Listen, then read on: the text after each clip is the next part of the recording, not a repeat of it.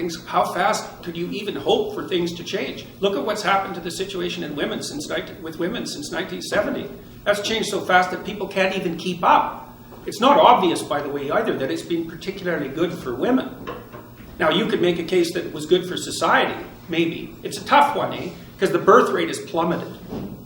And so, maybe you don't care about that. Maybe you think there's too many people on the planet already, whatever. But, it isn't that easy to figure out when something is working properly. One of the things we seem to know, is that to the degree that rights are extended to women, economic prosperity follows. So you can see worldwide that the societies that have extended the rights to women most extensively are also the societies that seem to be flourishing economically. And there does seem to be a causal relationship. But women have paid a big price for that. So what's happened in part is, first of all, for say, women who are middle class or lower, their lives have essentially fallen apart because marriage is now restricted to the rich, which is also something to think about for those of you who think marriage is an oppressive patriarchal institution. It's like, okay, then why are only the rich people getting married? They're oppressing themselves? I don't think so. And so the women who are in the lower socioeconomic stratas are suffering madly, and so are their children. And they have terrible jobs most of the time, like jobs in retail where, they're called in every day for the next day. They don't have a schedule that's set out ahead of them. They get paid very badly. They've got kids to take care of.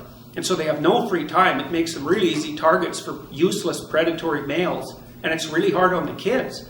And that's like 40% of the female population, something like that. You guys, well, I don't know about all of you, but you're in university. You're part of the privileged cognitive elite, So these sorts of things don't really touch you the same way they touch other people.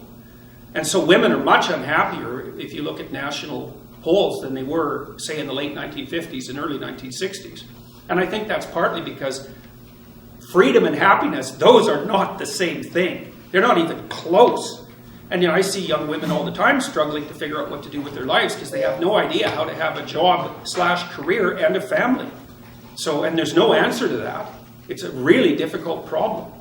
And there's all sorts of ideas. Like, I did a lot of consulting for law firms for a long time, about a decade, and I had a lot of clients who were extremely high-functioning female lawyers, younger ones, trying to figure out how to balance their career with their desire to have a life. And, you hear all the time about women being denied access to positions of power, and that's the consequence of prejudice and oppression. It's like, yeah, everything is caused by the same thing first. Right, you have got one causal principle. Wonderful. Now you're a philosopher. You can figure out everything with it. It's like the law firms cannot keep their women in their 30s. They cannot keep them, the big law firms. They all leave. Why? Because the women hit 30, they're brilliant, conscientious, intelligent. They were deadly in high school, deadly in university. They nailed law school. They whipped through their articling. They made partner by the time they were 30. It was like they're in a rocket to the top position. What do they find when they get there?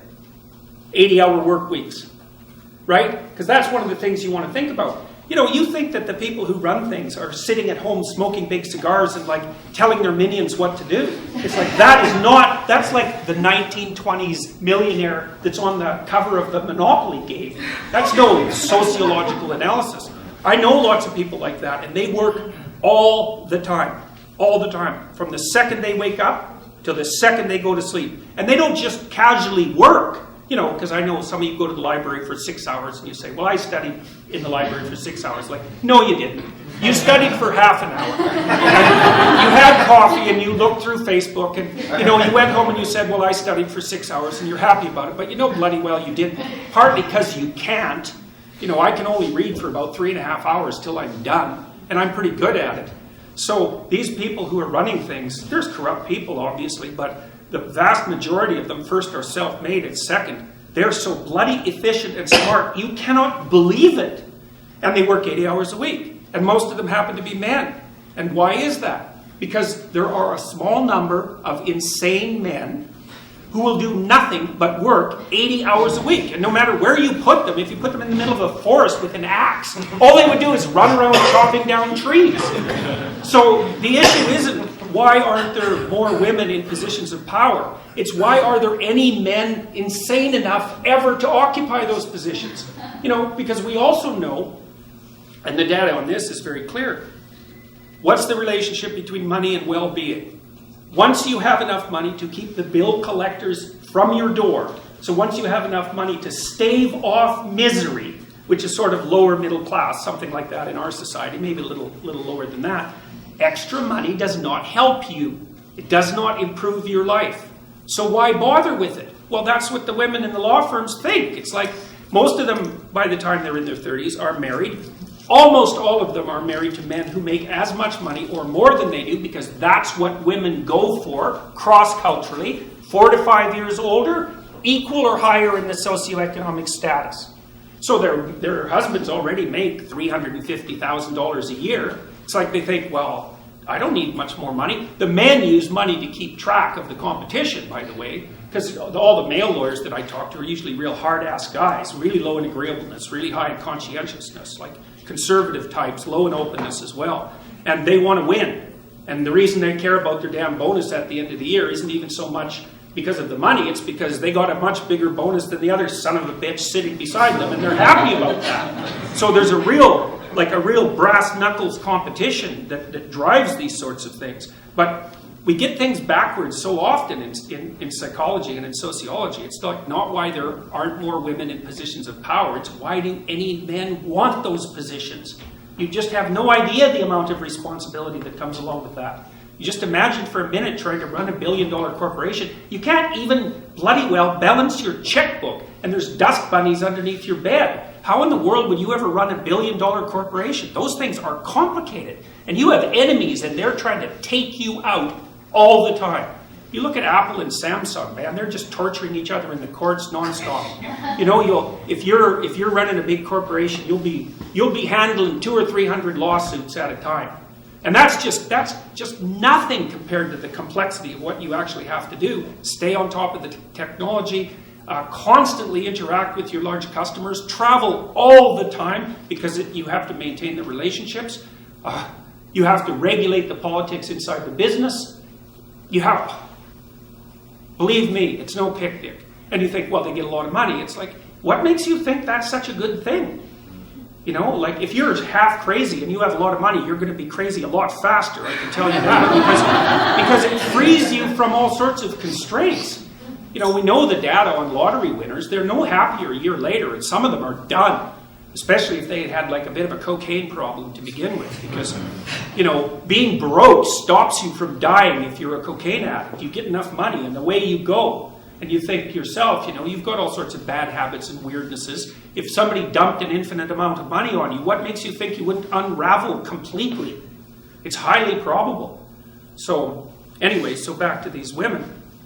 You know, what they do when they're 30 is they look around and they've hit partners, so they've hit the pinnacle of their profession. They think, what the hell am I doing this for? Why would anyone in their right mind want to be woken up at 3 a.m. Sunday by their irate Japanese client who wants them to work for the next 5 hours non-stop to fix this damn problem, which is going to cost them $100 million right now? Or we'll find someone else to pay $750 an hour to fix it right now. And you think, well, that's, you know, a masculine form of value, because that's one of the criticisms. If the law firms just adopted a more feminine structure of value, it's like, what kind of bullshit is that? The reason that you get up at 3 a.m. on Sunday to talk to your Japanese client who's freaking out about their contract is because if you don't jump the hell up and do it right now, there's some starving associate who's unbelievably ambitious in New York who will pick up the pieces in 0.2 of a second, and they're smart and aggressive, and they'll take you out. So it has nothing to do with masculine structures of value. It's all the foolish ideas. And, you know, it's not just law where this happens. You know, we know, for example, that female doctors work far fewer hours too. So the more female doctors you have, the more doctors you have to have.